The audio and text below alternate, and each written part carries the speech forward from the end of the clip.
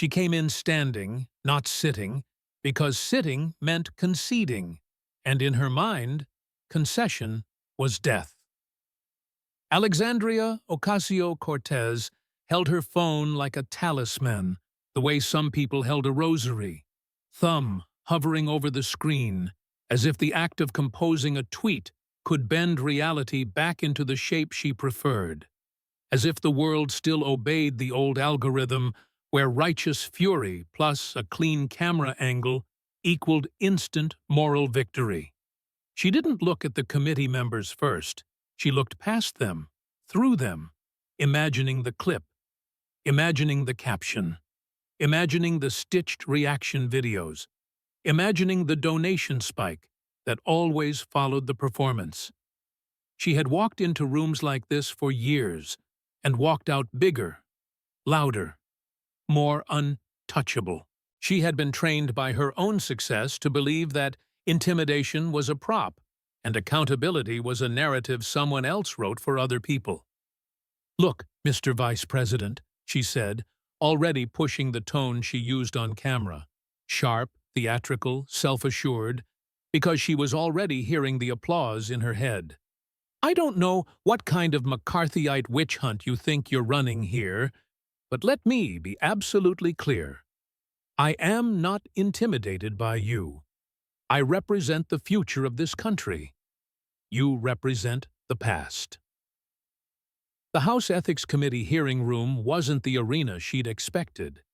It was a closed session. No press, no floodlights, no wall of cameras, hungry for confrontation. The air felt thicker because the oxygen of audience wasn't there. It was just people in suits, and an institutional silence that didn't care how many followers she had. That should have been her first clue. But arrogance is a kind of anesthesia. You don't feel the blade until it's already inside you. She kept going anyway, pacing slightly, because movement on camera read as momentum, and she still didn't accept that there was no camera. "I fight for working people, for climate justice, for Medicare for all. You're a venture capitalist who wrote some book romanticizing poverty while you got rich off other people's labor.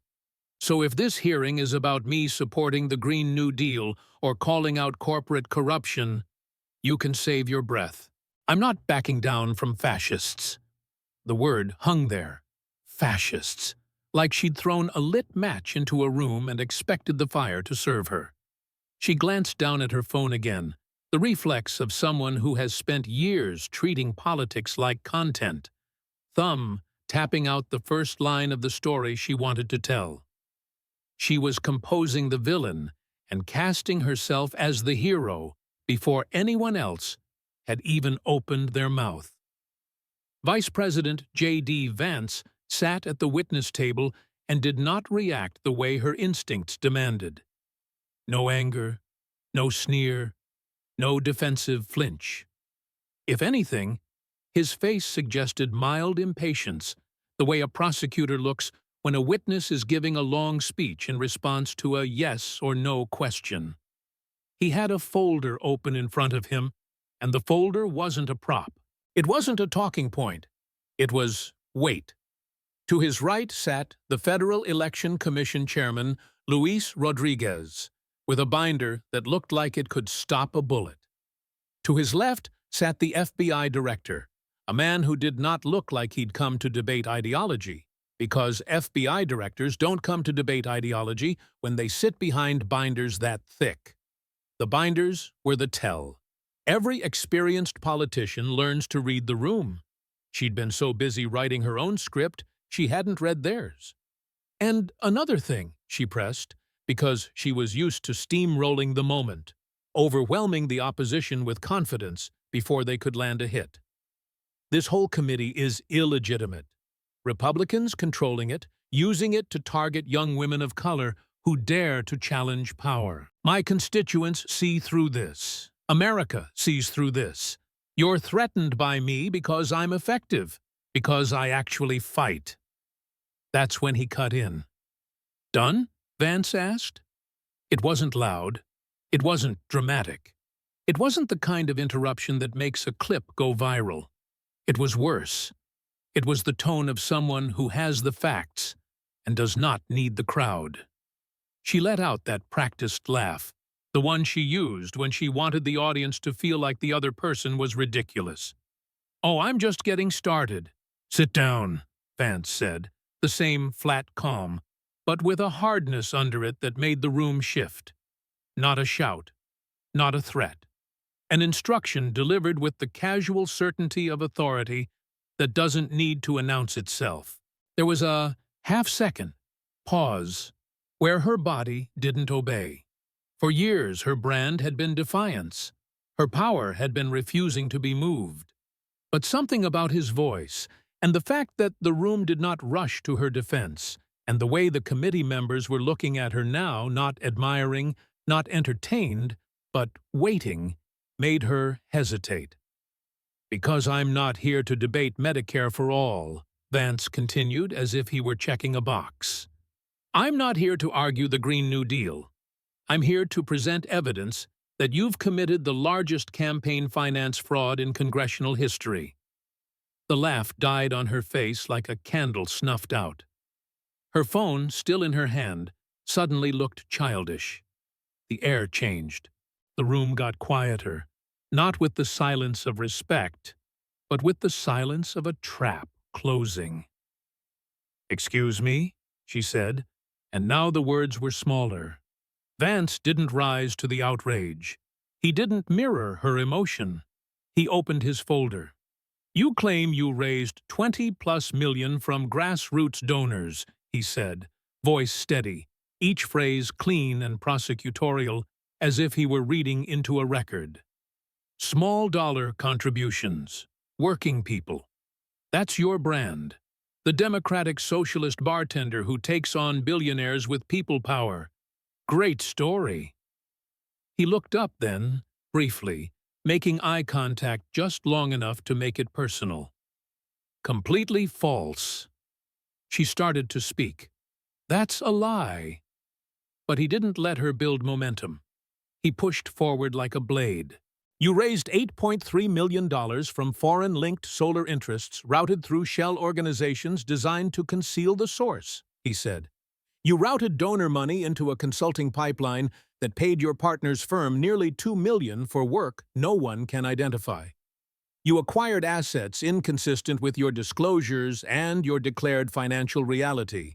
And you built a public persona around struggle, while living like a person who has never had to choose between rent and groceries." The chairman of the FEC, Rodriguez, didn't look like a political hack.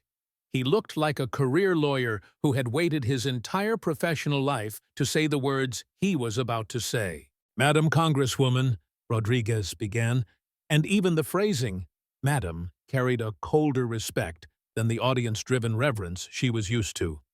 "Our investigation concerns flow of funds through organizations that made expenditures in support of your campaigns and affiliated political activity.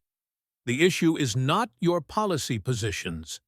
The issue is source, coordination, and legality." A screen at the front of the room lit up. A flowchart appeared. Lines, arrows, entities, dates, amounts. Not a meme, not a headline. A map. The kind of map people build when they intend to walk a jury through it. Rodriguez's finger moved like a metronome across the chart. This entity. Then this one. Then this one.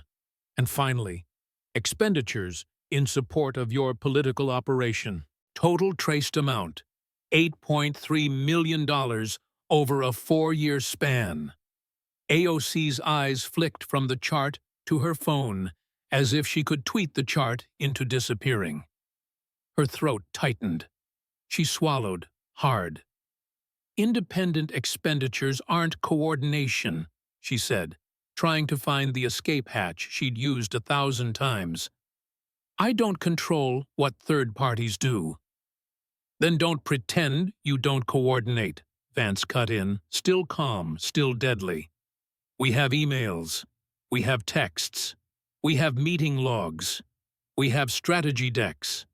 We have recurring contact patterns that don't look like independent actors who coincidentally align. They look like a machine. The FBI director finally spoke, and his voice didn't have the heat of political conflict.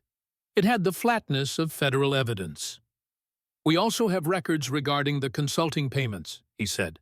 And we have interviews. Multiple. With individuals at multiple organizations. When asked to identify deliverables, they could not. When asked to produce work product, they could not. When asked to explain the value exchanged for $1.9 million, they could not. AOC tried to pull herself upright, as if posture could restore control. Riley's company provides digital strategy, she said, and she hated how thin her voice sounded even to her own ears. Just because you don't understand digital work doesn't mean it didn't happen. The FBI director didn't argue. He didn't scoff. He asked the kind of question that makes a defense collapse, because it forces a choice between proof and confession. Show it, he said. Right now. Any of it. A strategy memo, a campaign plan, a build sheet, a documented product. Anything. Silence. The room went quiet. Not the energized quiet of an audience waiting for the comeback, but the heavy quiet of professionals waiting for a record to be made. She looked down at her phone. Her thumb hovered. There was nothing she could tweet that would substitute for a deliverable. Vance leaned forward slightly. Not aggressive. Surgical. "Congresswoman," he said, and the words sounded almost kind, almost respectful, like the soft approach before the blade goes in deeper. "I'm going to do this the fair way. I'm going to give you every chance to explain, and I'm going to stop you the moment you try to pivot to slogans." He paused, just enough to let the room absorb that he was in control now. "So let's start easy," he continued. "You came in here calling this a witch hunt. You called me a fascist. You accused this committee of intimidation. Okay. Under oath, do you stand by your public claim that your funding is overwhelmingly grassroots, small dollar, and domestic?" AOC's mouth opened, closed, opened again. She felt the trap. If she said yes, she was pinning herself to a statement that the chart behind her was built to detonate. If she said no, she was admitting the cornerstone of her brand was a lie. Either way, the clip she'd wanted, the heroic defiance, was dead. She began. "Simple," Vance said gently, almost smiling. "Yes or no?" She could feel her own heartbeat in her ears. She could feel her staffer's absence like a phantom limb. In every other crisis, she had a team to manage the narrative in real time. Here, in the closed room, there was no narrative, only record. "Yes," she said finally, because the alternative was immediate collapse. Vance nodded once, as if he'd just secured the first link in a chain. "Thank you," he said. "Now we mark that." He turned to Rodriguez. "Show the committee the first tranche." Rodriguez clicked. The flow chart zoomed. Dates and amounts sharpened. Arrows traced through entities that sounded innocuous in isolation. Foundations, funds, initiatives, names designed to feel like civic virtue. The genius of laundering wasn't secrecy, it was normalcy. "Here is an example," Rodriguez said. "Funds originating from overseas-linked manufacturing interests routed through a domestic nonprofit vehicle, then passed into a domestic advocacy entity, then deployed in expenditures supporting the Congresswoman's political activity." AOC's eyes widened slightly, and Vance watched her the way a prosecutor watches the moment the witness realizes the file is thicker than they imagined. "And before you say it," Vance added, anticipating her defense, "yes, I know the script. I didn't know. I can't control. It's all independent. Great. Then we move to the part where your staff is on record coordinating." He slid a sheet across the table, not toward her, but toward the committee, because he wasn't trying to convince her anymore. He was building a record for the people who would decide what came next. He read slowly, like he wanted every word to land. An email chain, strategy planning, event coordination, messaging alignment. It's not one, it's not two, it's a pattern. AOC's hands shook slightly. She tried to hide it by gripping her phone tighter, but the grip made it visible. Vance looked at her again, and his voice softened. Kenya? Just enough to lure her into thinking she could regain footing. You're good at politics, he said. You've built an extraordinary platform. You've inspired people. You've mobilized energy. That's not nothing. Pause. But if you built it on money you weren't allowed to touch, and you coordinated in ways you weren't allowed to coordinate, then it's not inspiration, he said. It's fraud, wearing inspiration like a costume. He let that hang. Then he did what prosecutors do when they want the witness to feel the walls closing in. He narrowed the question so the escape routes disappeared. Who taught you that these groups were independent? He asked. Name the person. Who assured you this was clean? AOC blinked, caught between two dangers. Accusing someone else meant admitting she needed assurances. Refusing to name anyone meant owning the decision. I don't, she started. No, Vance said, not harsh, just final. You do, because your entire defense is that you didn't know. But people don't not know without someone telling them they don't need to know. Silence again. Then the FBI director, without drama, slid in the second blade. And we're not only talking about sources, he said. We're talking about usage. We're talking about donor money routed into a private benefit structure, payments that look like compensation for nothing. And those payments intersect with your household. AOC's eyes snapped up at that. Household. The word was a guillotine. Vance didn't pile on. He simply asked the question that made everything else inevitable. Before we go any further, he said, do you want to amend your opening statement? Do you still want to call this intimidation? Or do you want to treat this like what it is, an evidence presentation with consequences? AOC stared at him. Her phone hung now, useless. The performance energy had drained out of her body like blood into the floor. She sat down, slowly. For the first time since she'd entered politics, she sat down not because she chose the camera angle, but because the room had chosen it for her. Vance's expression didn't change. He didn't gloat. He didn't celebrate. He simply turned the page in his folder. Good, he said. Now we can begin. And in that moment, pause. The story stopped being about a viral clip and became about a file. The kind of file that doesn't care who you are, what you represent, how many people chant your name, or how perfectly your makeup holds under studio lights. The kind of file that ends careers the way a judge ends a sentence. Quietly, formally, and for a very long time. Vance tapped the next document once, like a metronome resetting. Let's talk about the money, he said. Then we'll talk about the consulting. Then we'll talk about the assets. And at the end, I'm going to ask you a question you cannot tweet your way out of. He paused, letting the committee feel the weight of what was coming. When you asked working people for $20, he said, what exactly were you selling them? Policy or a persona? And the room stayed silent long enough for everyone to understand. This was going to take a while. Vance didn't raise his voice. He didn't need to. The room had already recalibrated itself around the fact that this was no longer a performance space. It was a ledger, a record, a place where things were said slowly, because they would be read later by people who did not care about tone, only substance.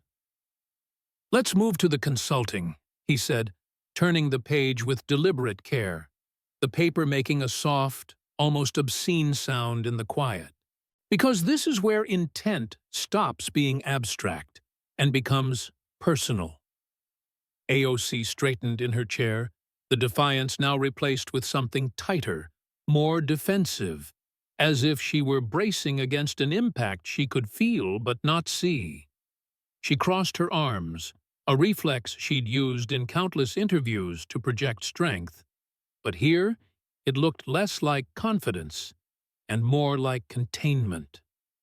"Your long-term partner operates a firm," Vance continued, "digital consulting, strategy, messaging, the kind of work that conveniently resists easy measurement when people don't want it measured." He slid a summary sheet across the table, not to her, again, but to the committee, numbers aligned with dates, entities listed in clean columns, totals circled in red ink that looked almost surgical. $1.9 million, he said, paid over 3 years, from organizations that exist in your political orbit, organizations that benefit directly from your prominence and your advocacy. AOC leaned forward now, trying to reclaim ground. "That firm provides legitimate services," she said quickly, the words tumbling over each other. "Digital strategy isn't just websites and emails. It's relationships, narrative positioning, long-term brand." "Stop," Vance said, holding up a hand, not to silence her permanently, but to narrow the field. "You're doing it again. You're floating upward. I need you on the ground." He turned slightly toward the FBI director, who opened his binder with the practiced ease of someone who had done this before, many times, in rooms that ended with indictments. "We interviewed executive directors and senior staff at each organization that paid this firm," the director said, voice even, unemotional. "We asked them the same questions, in the same order." He glanced down at a transcript, then read aloud, slowly, so the room could feel each word land. "Question: Can you describe the specific deliverables provided by digital outreach strategies?" Answer: It was more general guidance. Follow-up: Can you identify any documents, plans, campaigns, or products produced? Answer: I can't point to anything specific. He flipped a page. Another interview. Same question. It was collaborative. Another. More informal. Another. Ongoing advice. No documents. No archived files. No version histories. No invoices tied to work product. AOC opened her mouth again, but Vance raised a finger, not looking at her. "Let him finish." The director continued. "We then examined the firm itself. No employees, no subcontractors, minimal operating expenses, no software licenses consistent with large-scale digital work, profit margins exceeding 95%. He looked up now, meeting AOC's eyes for the first time. "That's not a consultancy. That's a pass-through." The word hung there. Pass-through. It didn't accuse, it classified. AOC shook her head, too quickly. "That's an interpretation," she said. "Digital work evolves. It doesn't always leave—" "Paper?" Vance interjected gently. "Receipts? Traces? Anything a jury can see?" He leaned back slightly, giving her room, the way a prosecutor does when he wants the witness to feel the emptiness of that space. "You understand how this looks," he said. "You understand how it reads when donor money flows into a company controlled by your household, and no one can explain what was bought." She swallowed. "You're assuming bad faith." "I'm assuming nothing," Vance replied. "I'm reading patterns." Pause. "And here's the problem with patterns," he continued. "Once they're established, Intent stops being something you can narrate and starts being something inferred. He nodded to the screen. A new document appeared. Emails, redacted just enough to suggest seriousness without obscuring meaning. Lines highlighted, dates circled. "This is an internal exchange," Vance said, "between your senior staff and leadership at one of the paying organizations. Subject line, consulting renewal." The question asked, "Do we continue?" The response, "Yes, we need to keep her comfortable." The room went still, not dramatic, heavy. AOC's jaw tightened. That could mean anything. It could, Vance agreed, which is why context matters, because in the same thread, 2 lines later, the concern raised isn't deliverables, it's optics. Make sure this doesn't look weird. He let that sit. Then he asked the question that closed another door. Why would legitimate work need to not look weird? AOC didn't answer. She couldn't. Any answer would only tighten the knot. Vance didn't press immediately. He shifted, deliberately, to the next layer, like a surgeon moving to the next incision once the patient is numb. "Let's talk about assets," he said. "Not ideology. Not messaging. Just arithmetic." The Treasury official cleared her throat and took over, her voice calm in the way accountants are calm when they know numbers don't lie, even when people do. "Public disclosures reflect a certain financial profile," she said. "Congressional salary, book income as reported, speaking fees within disclosed ranges." The screen changed. Property records appeared, addresses, sale dates, prices. "A residential property acquired within the relevant period," she continued. "Valuation significantly exceeds what could be supported by disclosed income streams." AOC shifted in her seat. "My finances are private." "They're not," the official replied without malice. "They're regulated." She clicked again. Vehicle records, registration dates, title holder. Certain assets appear registered personally, while associated payments originated from political entities. AOC raised her hands slightly, palms out. "That's a paperwork issue." Vance nodded once. "It always is, until it isn't." He leaned forward again, elbows on the table now, closer, but still controlled. "Here's what I need you to understand," he said quietly. "No one here cares if you like me. No one here cares if you think this committee is illegitimate. What matters is whether your public narrative and your private reality intersect in ways that violate the rules you swore to follow." He paused, then softened his tone again. The strategic kindness that precedes a closing vice. "You built your political identity on authenticity," he said, "on being real, on telling people you lived like them, struggled like them, understood them because you were one of them." He gestured to the screen behind him. "But when we put the narrative next to the numbers, they don't touch. They run parallel without ever meeting." Silence. "Do you know what that does to trust?" he asked, not rhetorically. "Do you know what it does to the people who gave you $20 because they believed you were living what you preached?" AOC's eyes flicked to the committee members, searching for sympathy, for an opening, for someone who would interrupt and rescue her with process. No one did. Vance continued, relentless, but not loud. "This isn't about whether your policies are right or wrong. This isn't about climate. This isn't about Medicare. This is about whether you treated donor money as a sacred trust or as a resource to be optimized for personal and political comfort." He turned a page. Another email, another date, another highlighted line. "You say you didn't know," he said. "You say you trusted people. You say the system is complicated. He looked up, eyes steady. But complexity doesn't erase responsibility, and charisma doesn't substitute for compliance. AOC finally spoke again, and now the confidence was gone. "You're criminalizing politics," she said weakly. "This is how you silence voices you don't like." Vance didn't flinch. "No," he said. "This is how we distinguish activism from exploitation." Pause.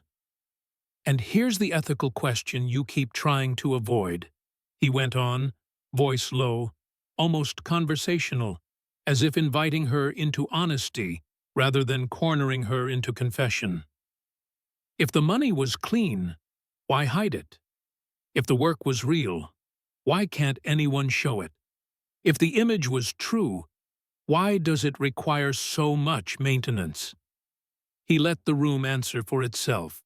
The chairman of the committee cleared his throat, a subtle signal that time was moving forward, whether she liked it or not. Vance glanced at him, then back at AOC.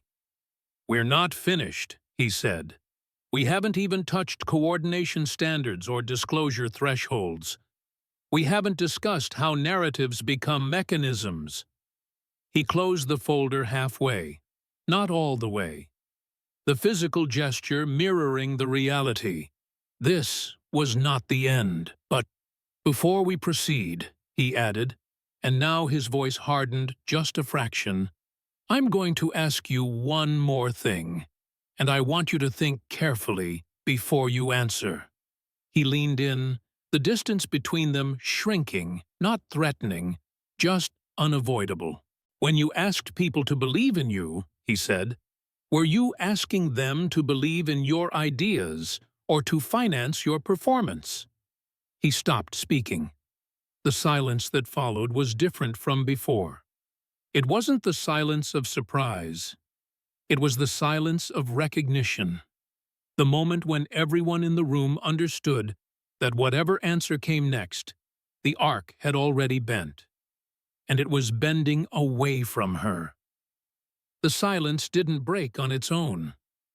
It never does when the weight has shifted from spectacle to consequence. It broke because Vance chose the moment, because prosecutors learn early that timing is a weapon sharper than volume.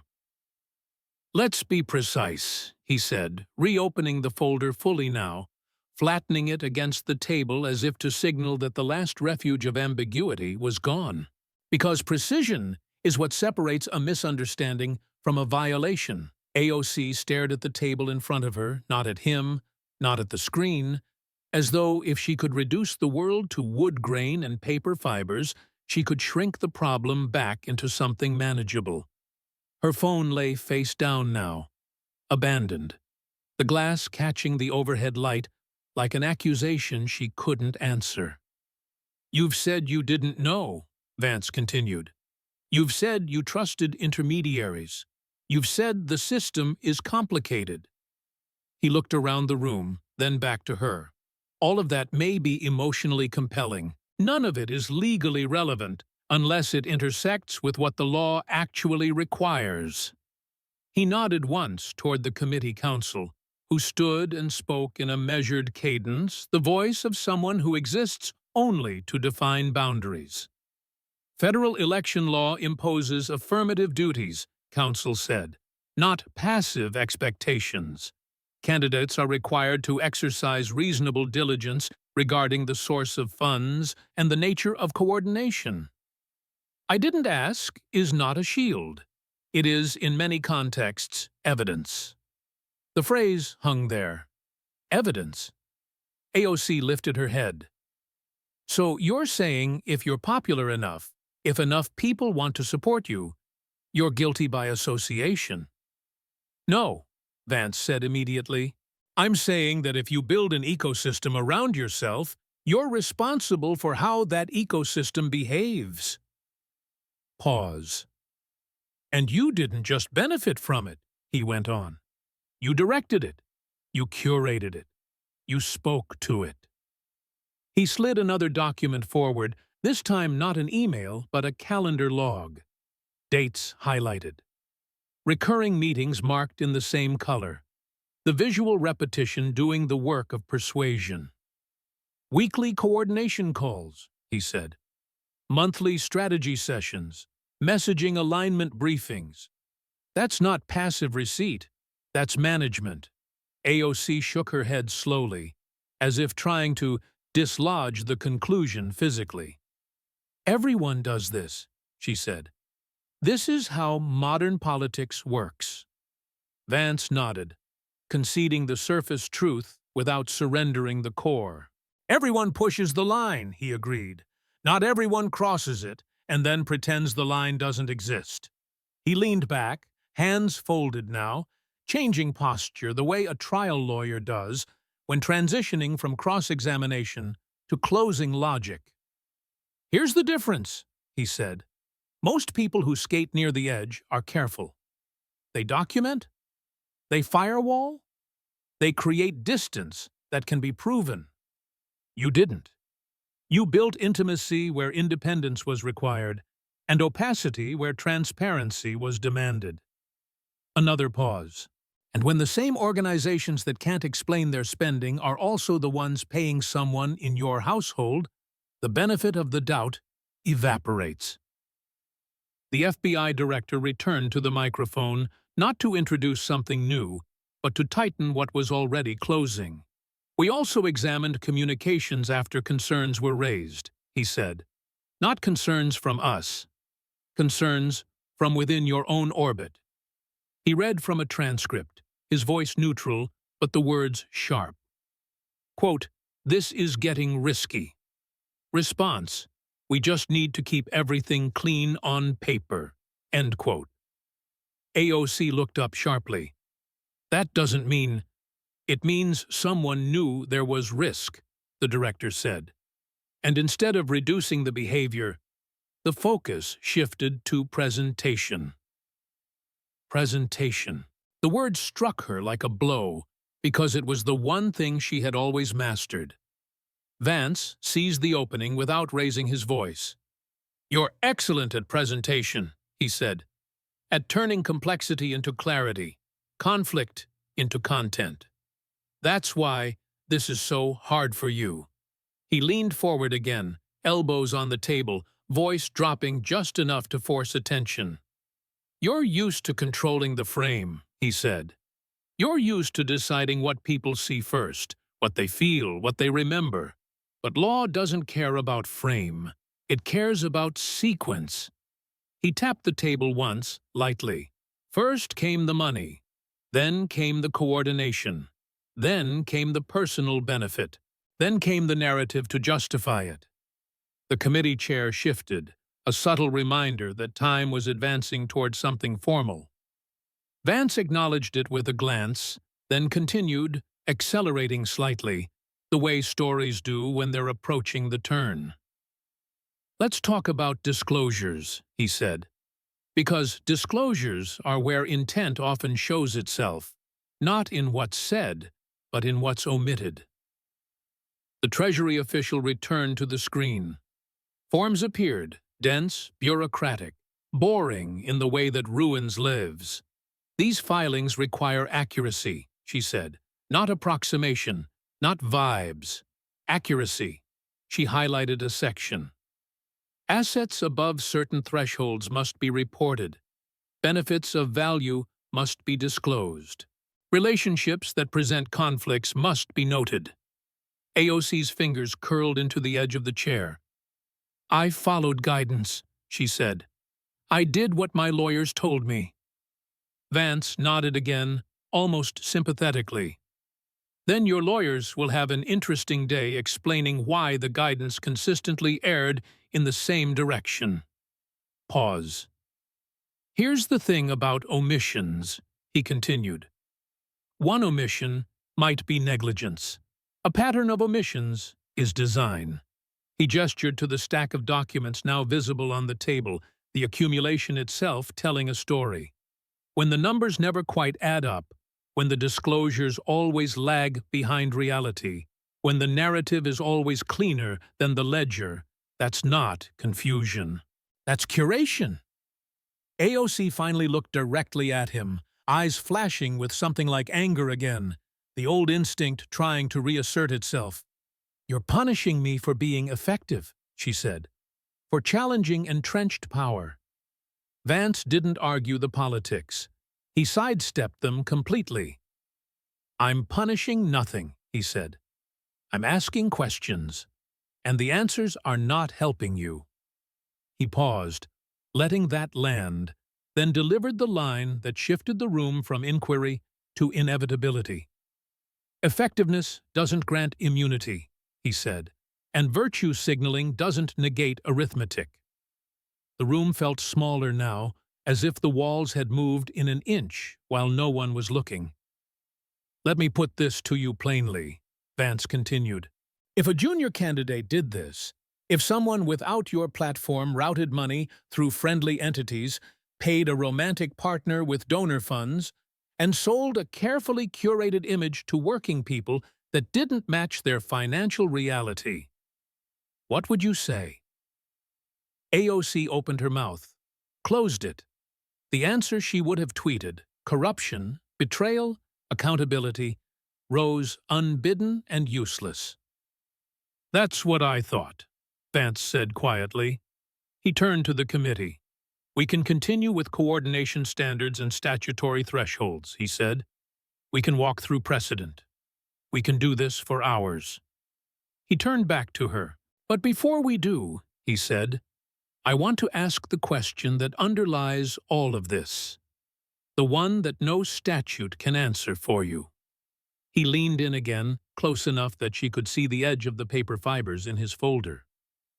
"When did the performance become more important than the truth?" he asked. "And at what point did you decide that the people who believed in you were a means rather than an obligation?" The question sat there, unanswered, unanswerable. The chair cleared his throat. "We'll take a brief recess," he said, the gavel tapping softly, a procedural sound that felt absurdly small against what had just been said. As people rose, papers shuffled, and chairs scraped lightly against the floor, AOC remained seated for a moment longer, staring straight ahead. The room moved around her, but she didn't move with it. The armor she'd worn for years, confidence, indignation, moral certainty, lay cracked at her feet, and for the first time she seemed to understand that no amount of narrative control could glue it back together. When she finally stood, it wasn't with defiance. It was with the careful balance of someone realizing the ground beneath her was no longer solid, and that the fall, when it came, would not be cinematic. It would be procedural. The recess ended the way storms end, not with relief, but with the uneasy calm that tells you the worst damage has already been done. When the committee reconvened, no one bothered with small talk. There were no whispered jokes, no performative civility. Papers were aligned, chairs were squared. The room had crossed the invisible line from inquiry to consequence, and everyone could feel it. AOC returned to her seat last. She had fixed her posture, lifted her chin, reapplied the mask. Years of public life had taught her how to look composed even when the inside was fraying. But something subtle was different now. The performance lagged half a beat behind her intention, like audio out of sync with video. Anyone who knew how to read people could see it. Vance didn't open with a question. He didn't open with a document. He opened with silence, letting the weight of everything already said continue to press down. "Before we conclude," he said finally, voice steady, "I want to make something clear. For the record." He glanced briefly at the committee chair, then back at AOC. "This is not a referendum on your politics. You could believe everything you believe and still be sitting here if the conduct matched the claims. That's not what happened." He folded his hands. "What happened is that a narrative became an instrument, and instruments, when misused, cause harm." AOC inhaled sharply. "You keep talking about narrative like it's a crime," she said. "Politics is narrative." "Politics is persuasion," Vance corrected. "Narrative becomes a problem when it conceals obligations." Pause. "When people give money because they believe they are supporting a movement," he continued, "you owe them honesty, not just legal compliance, moral clarity." The committee counsel interjected, carefully, formally. "The record reflects repeated inconsistencies between public representations and private arrangements. The committee will deliberate on appropriate recommendations." Appropriate recommendations. The phrase sounded benign, bureaucratic.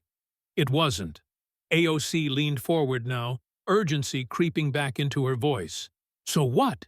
You ruin my career? Over technicalities? Over associations? This is exactly what people hate about Washington." Vance didn't rise to it. He let the accusation pass through the room and dissipate. "No," he said. "People hate being lied to." Another pause. "They hate being told one thing while another thing happens off camera," he added. "They hate finding out that the authenticity they trusted was curated." The FBI director spoke one last time, and there was no heat in it, only finality. "Our role is not to assess ideology, it is to assess conduct. Based on the materials reviewed, there are sufficient grounds for further action." AOC's eyes flicked around the room again, and this time she didn't look for allies. She looked for exits, procedural, rhetorical, anything. There were none left. Vance gathered his papers slowly, deliberately, as if to underline that he wasn't rushing because he didn't need to. He looked at her once more, not triumphantly, not cruelly. "I want to leave you with a question," he said, and the room leaned in despite itself, because everyone understands the power of the last question. Not a legal one, a human one. He paused. "If your movement was strong enough to stand on its own," he asked, "why did it need shortcuts?" Silence. Not the kind that waits to be filled, the kind that closes a chapter. The committee chair cleared his throat. "This session is adjourned," he said, gavel tapping once, a small sound that nonetheless echoed. As people stood, as staff collected documents and aides whispered next steps, AOC remained seated again, just for a moment. Her phone was still face down. She didn't flip it over. For the first time in years, she didn't seem to know what she would say next. Outside the room, beyond the closed doors, beyond the cameras that hadn't been allowed in, the machinery of consequence was already grinding forward. Statements would be drafted, distances would be created. Allies would issue carefully worded lines about accountability and process. None of them would commit. None of them would leap to her defense without knowing how much blast radius there would be. By the time she walked out into the hallway, the story had already changed shape. It was no longer about intimidation or ideology. It was about trust, and whether it had been broken beyond repair. A reporter's voice echoed faintly from down the corridor, asking a staffer if anything big had happened inside. The staffer didn't answer. He didn't need to. The look on his face was enough. AOC stopped at the corner of the hall, leaned briefly against the wall, and closed her eyes. For years, pressure had energized her. Conflict had sharpened her. But this was different. This wasn't an enemy she could name or a crowd she could rally. This was a file, a record, a set of facts that did not respond to outrage. She opened her eyes and straightened again, walking toward the exit with measured steps, the way people do when they are trying to convince themselves they still control their body, even as the ground shifts beneath them. Behind her, in the hearing room now half empty, the committee members sat in quiet conversation, weighing recommendations, parsing language. understanding the significance of what they had just witnessed. No one spoke in absolutes. No one needed to. Because the real verdict, the one that mattered beyond procedure, had already been delivered in the silence.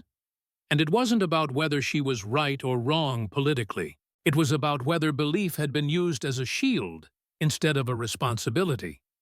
That question, once asked, doesn't go away. It follows you into statements and interviews, into donor emails and late-night conversations with advisors. It follows you into the mirror. And for the people watching from the outside, supporters and skeptics alike, it leaves only one choice: to decide whether conviction excuses conduct, or whether integrity is the price of trust. The room had gone quiet, and this time no one rushed to fill it.